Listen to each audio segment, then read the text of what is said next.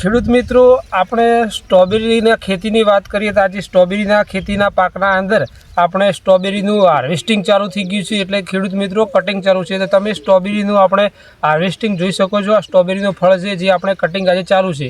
તો ખેડૂત મિત્રો, આની સાઇઝ પણ કેવી બની છે આજે તમે જોઈ શકો છો ખેડૂત મિત્રો. અને આજે આપણે આને સ્ટ્રોબેરીનું હાર્વેસ્ટિંગ ચાલુ છે. તો ખેડૂત મિત્રો, તમે વિડીયોના અંદર જોડાયેલા રહો. હું તમને વિડીયોના અંદર સ્ટ્રોબેરીની ખેતી વિશે વધુ માહિતી આપું.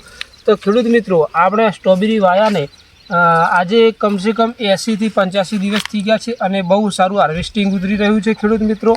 તો આ વર્ષે આપણે પહેલું વર્ષ હતું, છતાં બી આપણા ઉત્તર ગુજરાતના અંદર આપણી સફળ ખેતી સ્ટ્રોબેરીની થઈ છે. તમે ખેડૂત મિત્રો જોઈ રહ્યા છો, હજુ એક લાઈન વીણી છે, એના અંદર તમે જોઈ શકો છો એક હંગાત ત્રણ તમે જોઈ શકો છો. ખેડૂત મિત્રો, તમે જોઈ રહ્યા છો આ સ્ટ્રોબેરી છે. જો એક સ્ટ્રોબેરીને એક હંગાત ત્રણ પાકી ગઈ છે સ્ટ્રોબેરી. આ તમે આજુબાજુ પણ જોઈ શકો છો, ઘણી બધી સ્ટ્રોબેરી લાગી છે કે જે આપણા ઉત્તર ગુજરાતના અંદર પણ આ તમે એનું ફળ સેટિંગ પણ જોઈ શકો છો. બહુ સારું મોટું થયું છે, તમે જોઈ શકો છો.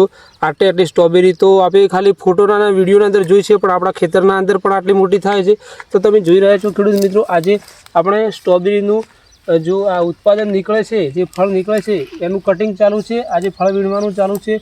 તો આજે આ સ્ટ્રોબેરીના ખેતીના પાકની વાત કરીએ તો આપણા ઉત્તર ગુજરાતના અંદર સફળતાપૂર્વક ખેતી થાય છે. તો આપણે પણ આપણા ઉત્તર ગુજરાતના અંદર સ્ટ્રોબેરીની ખેતી કરવી જોઈએ. અને તમે જોઈ રહ્યા છો, આજે તો ઘણી બધી વીણવાનું કામકાજ ચાલુ જ છે અને હાર્વેસ્ટિંગ ચાલુ છે. તો ખેડૂત મિત્રો, બહુ સારું રિઝલ્ટ છે સ્ટ્રોબેરીના અંદર. એનું જે આ ફળ છે એ બહુ મોંઘું વેચાય છે, જે ગ્રામના અંદર વેચાય છે, કિલોના અંદર વેચાય છે.